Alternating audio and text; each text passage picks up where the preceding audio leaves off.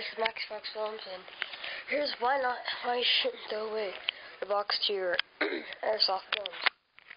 Well, first of all, here's the box. You should keep that. You know why? Because it has plastics in it, and you can really use those plastics. And if your hand's starting to hurt after a while of cocking a shotgun, it comes with these. You make a handle. And I ain't got my tripod on, so this video's gonna kind of suck. Alright. Here's the shotgun. See the holes with the shotgun? Very easy. Oh yeah, target back here. Now, here's what it is. Your plastic box. It's just right here. All you do is like I'd cut off a piece of that, make it as long as a handle, and roll it up and put rubber bands over so it's a ball shape. And this piece is just a handle that I made out of it, not circular. It comes up like this, but it comes down like this. I cut right there in the middle, so it folds in like that, so it could be like that.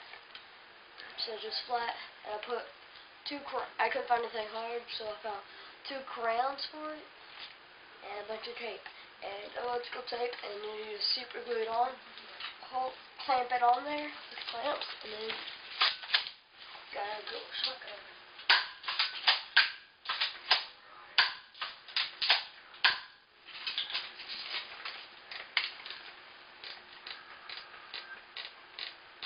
If it breaks off, I would just leave it off.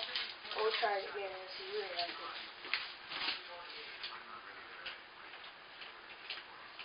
That's glaring on the screen. See? Shotgun. That'd be sweet, actually.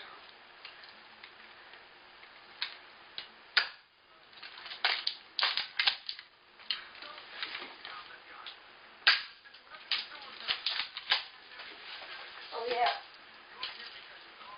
if you use the Stinger Defense shotgun, I think it does to the back of your target.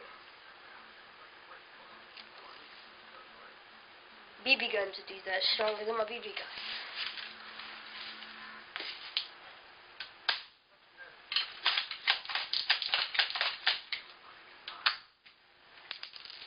Pretty sweet.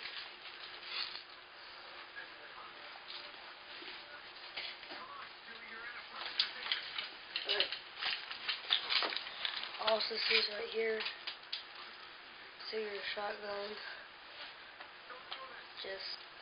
All you have to do is hot glue it on. I'd put some 2 pieces of crayon right there, tape it on. I put some right there too, but I forgot to do that so it doesn't bend back like this one does. But it's pretty sweet. It doesn't punch something on your hand like that. Strain on it, but you can cock it like this. So you cock it like this. They say it's easy, so I tried it out, and it works perfect. So, well, that's pretty much it. Well, peace out, YouTube.